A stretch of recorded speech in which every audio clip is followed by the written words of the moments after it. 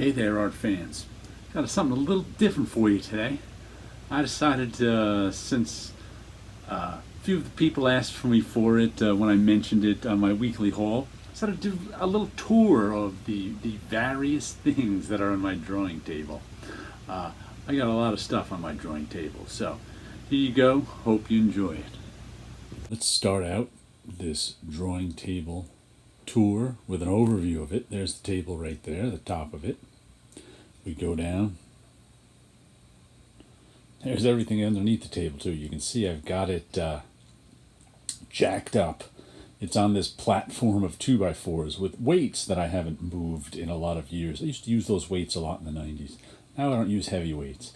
They hold it down and also keep my weights out of the way. See, it faces a big window in my front yard that I can look out of. Let's quickly look at the bottom first. Not much down here. There's a marker holder with some markers in it, some rags hanging from the bottom.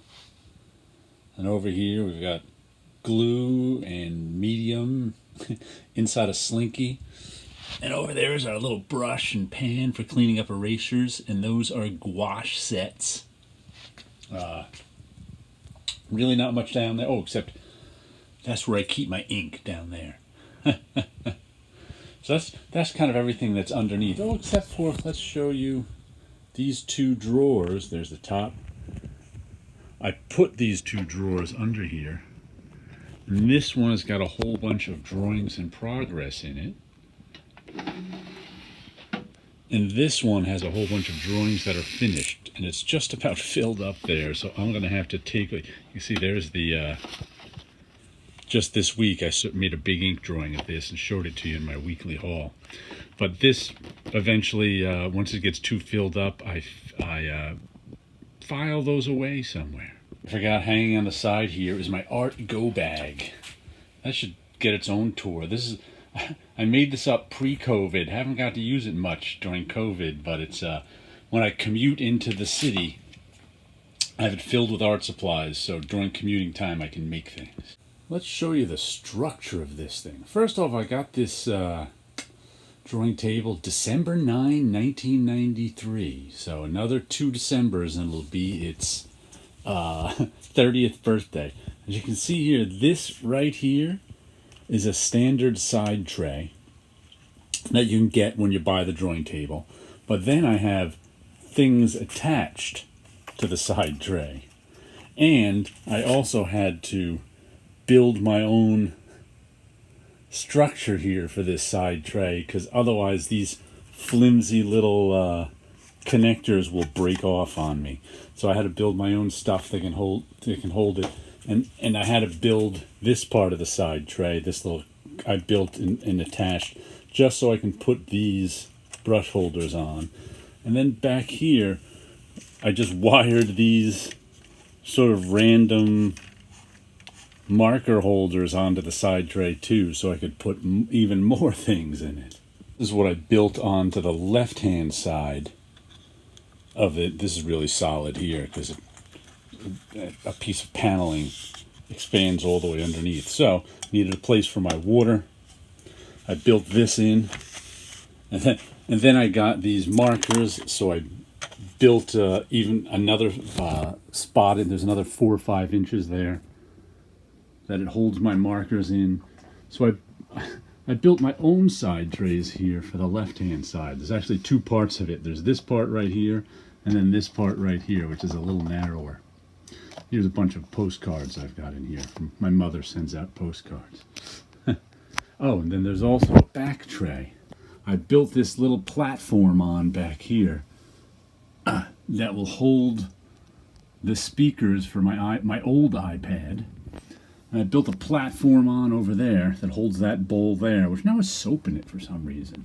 And I built another platform back here that holds my plant. So these all, like, there's the drawing table, there's a piece of 1/4 inch paneling, and there is a piece of, what is that, 1x4 that the plant sits on. That all sticks out the top. All 3 of those stick out the top of the drawing table. As you can see here, I also have 2 lights. This is the regular light both an incandescent and fluorescent bulb. That's kind of standard on a big arm that goes in and out. And this light is a fluorescent magnifying lamp. I use this magnifier about twice a year. It's like it just sits there. I use it for my lighting when I do live videos, but I almost never use the actual magnifier on it. But still, it's been sitting there for years and years and years, so I have 2 lamps on there. So there you go. There's the side trays, the lamps, everything underneath so far. Now we'll break down what's actually on top of the drawing table. We'll go with what's literally on top of the drawing table. This is a self-healing cutting mat. This is a smaller one. It's a surface you can cut on with an Exacto knife and it won't leave little gouges in it. And this one is what, 38 by 42 or something, or 32 by 48, something like that. This one is actually a new surface. I just got this year. My old one was on there for the last 28 years. I finally had to replace it. That's literally what's on the top. Let's look at what we got on the right side of my drawing table. Little pieces of paper. These are my art card size pieces of paper. When I cut down a 14 by 17 piece of paper to draw to 11 by 17, I end up with 3 of these and 1 of these. I use these as little note paper. You can see those are the 2 Copic markers, or 1 Copic marker and 1 refill I need. So all these have like little notes. I use these as little note paper. Then all my erasers go in here. A rainbow eraser, a no smudge eraser, an ink eraser. I just have so many different erasers here. This eraser just broke in half.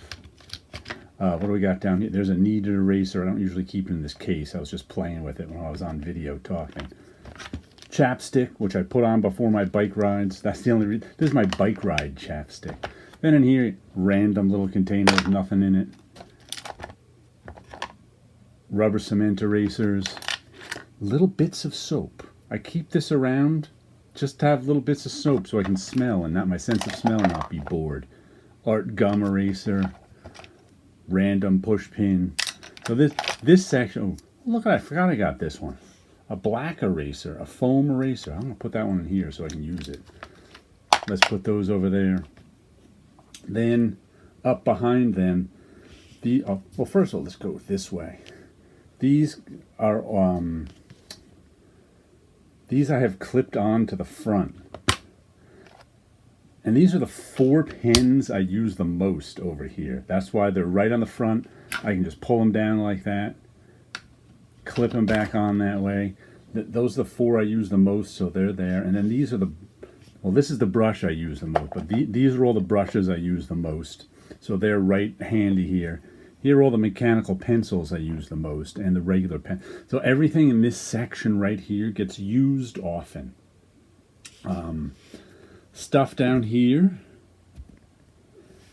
Here's a little piece of art I bought online once, with some random note paper over there. And here's stuff, other pens, that don't quite use the, oh, this one should be in here. That don't quite, there's my stainless steel Sharpie. My big wide Copic. This is one I just bought to test. Like sometimes I don't use this stuff as often as this stuff, but I use it so it stays right here on it. Like, and stuff I'm meaning to test. Like this is some watercolor brush, but I haven't even tested it yet. Here's another one I just bought. Black Magic, but haven't even tested it yet. So some stuff like these big ones I use for my drawings on comics, so they get used every now and then. Let's move up the line a little bit more. My scissors, and I have 2 sets of scissors, one for cutting everything and one for cutting only tape. For some reason I usually like to cut my tape rather than tear it, but it's tough to pull apart. You probably can't see here, but the scissors get all gummy from the tape, from the adhesive on the tape. So that's why I have a special set. And I wash them every now and then to get the gummy off. And here's my my main Exacto Blade over here. I've got these set in, that's an old film canister. They probably don't even have them anymore. And in there I have an old used, kneaded eraser. That is the one you shape. And so that I just sit that back in. That way I can put it in and take it out easily. That just sits in there. Here's another random. This is a different bladed one. I hardly ever use this one, but I still have it. Here's my India ink. I've got it labeled with the different Liquitex ink. This is the one I've been using a lot of lately. This Blick Black Cat. There's Sennelier. Oop, that one's, the lid's loose on it. Oops. It's probably dried out too, since I haven't, I put, you know, I have a big bottle of ink and then I fill it up into these little ones. I keep the ink out of the way of when I'm working. So you want the ink out of the way of your arm sweep. So I have to move my arm over to here to dip it into the ink and bring it back. That way I'm never going to spill the ink all over whatever I'm working on. And this stuff behind here that's all in these holders, I use this stuff less. These are all the pens. Got some, you know, random red sign pen. Lots of dip pens over here.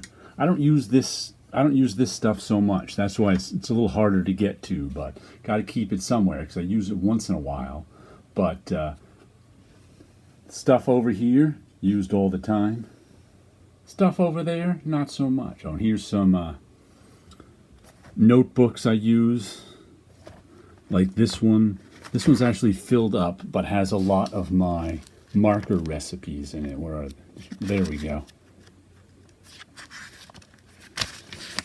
There's the Copic colors I use for different things.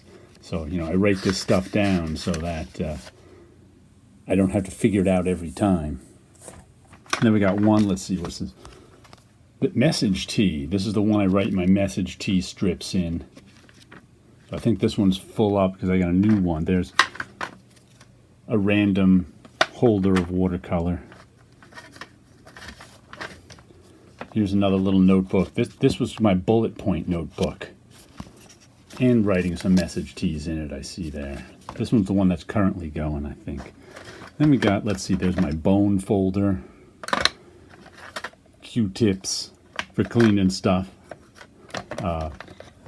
Sharpener for sharpening colored pencils especially. Oops, I knocked over my... This right here is a Japanese Inkwell. But what I use it for is for pointing my brush. So I dip my ink and then I run it over this to point my brush. I roll my brush over it. So I dip the ink, I roll my brush on here, and then I get ready to ink. And what else do we have up here? This, oops, we're starting to get the darkness of the outside. Let me see if I can shoot this better from a better angle.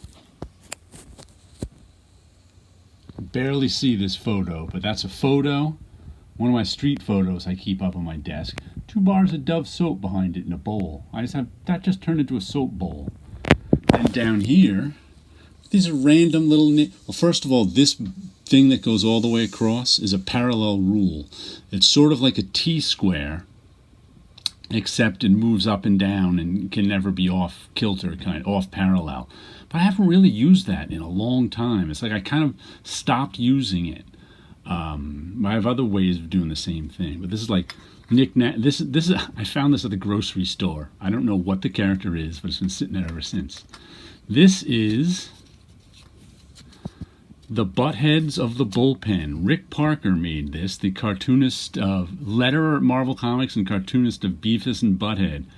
Made this way back when. I think he signed it. And he had this project where he was drawing on matchbook covers. 1990. So I've had this drawing by Rick Parker ever since then. Draws cartoons inspired by cosmic rumblings. I sure did, especially in 1990. That one sits there. This is my pile of, whoops, random little art cards that are usually done or I'm working on or semi-done. Those are just papers there. More art card stuff. Oh, look, a magic card I made by printing the Joker on a card. It looks like I was going to make the Hulk say something. I can't remember what. Some half-naked lady cards. All sorts of stuff in that pile. Let's see, back here I have part of my lighter collection. I don't smoke, but I have a couple of lighters. This is the book I was working on when was I working on this? Back in May, 5/21/22. I've been digitizing it too. I want to typeset it, but I have. And I found out and it was just me taking, look, it can't even close, everything's glued, taking a whole bunch of little drawings and stuff I had lying around, like these are the parts of those little art cards and little drawings I had kind of no use for, and some photos that I took screenshots of on Instagram and added it with some writing. And I found out 1990s Art School, that was the Instagram user. And, this is just me testing a pen that I did, I don't know when. But over the years, I have all these there's an Instagram photo of somebody. Like that right there was just me testing a pen. And it looks kind of cool. So I decided to put these all in a physical book. And I found out reading about Andy Warhol in the 60s that there were some people at the factory who used to do something like this, and they'd call it a trip book because I said, this took me a month. They'd shoot themselves up with speed and make one of these in 3 days, and they call it a trip book because it was all about their trip. Oh, and behind it is some of the art cards that I bought off of eBay. These are other artists' cards that, you pay $10 to $20 a card, and you get a little painting. This is original art. And up there is one of my street photos that, like I said, that right there is my iPad and speaker, which I put on. This is my old iPad, I should say. It's obsolete now, but it still works. And I would put reference photos on it and draw from. But I don't do that nearly as much as I thought I would. And the speaker can play the music from it. So now that's the middle of the what we got in this corner. Oh, let me pull this down. For some reason, this is one of the Marvel souvenirs that I like for Marvel Picnic 1996. I think this is the last of the Marvel picnics out in Craigmore, New Jersey. This is just a little something that when you go swimming, you're supposed to put your keys and money in it. I don't know. This sits on top of my desk, because it's always amused me. I don't know why, but I'm sentimental about this silly thing. And then I just got these recently. Oops, as a matter of fact, here's where I tested them out. I haven't done anything with them. They're metallic iridescent watercolors, but they've been sitting there. In fact, what's under them? Oh, that's instructions for some equipment I bought. And here's my Gatsby sketchbook. This is what I've been working on. All my Gatsby drawings. Just some ideas and sketches of faces and me working out what I'm going to do with the Gatsby. There's the owl eyes one. So that's been sitting up here. And I usually use a piece of brown paper. When I'm drawing, my hand sits on it so I don't get the sweat from my hand onto the paper. You see some people drawing with like a glove, a cotton glove on their hand. This is sort of the same idea, except I use brown paper. Just because I don't like a glove on my hand. And I rather than white paper, which disappears on me, brown paper doesn't disappear. And here is some of my little bin of dice. I have my big bin of dice over by my chair. This is my little bin, which has like one of each color in it rather than all the colors. And then I traded an artist for something once. This is one of her cards. Caitlin Wallach. I think she went to the same school I did, but 20 years later. And I just stumbled onto her on Instagram. What's her name? Light Ghost, I think is it. Does it have that here? Yeah, Light Ghost is her name on Instagram. She hasn't posted in ages, but I still keep her. I like that nice haunting piece of artwork that I keep up there with my plant behind it back there. You can see that. That's just a little bit of plant life around it. Over here, of course, are my Copic markers. And there's an old Wacom tablet, which I was gonna use with my laptop, but it never quite worked well. So, and here's little I draw on that 6x9 pieces of paper all the time, so I keep blank ones over here. These, I've kind of built my own Copic marker sets over the years, except for these black ones are like the 25th anniversary set, but most of them have been replaced by now. Even though you can refill them, the caps wear out on them. So this is mostly all the markers that I use for making all my marker stuff. And here is I keep 2 water jars. When I'm using ink, I only need 1 water jar. We can see that one's black ink. When I'm using paint, watercolor or gouache or whatever, or water-based or ink, then I empty out the black one and you dip it in there. You dip the color in there first, and then in the second one you dip it into clean water. That's how you work with color. With ink, I only need 1 water jar. With color, I need 2 water jars. And of course, there's a rag right next to it for, a rag right next to it over there for wiping off stuff. Now let me show you this. This is one of the things I learned working at Marvel.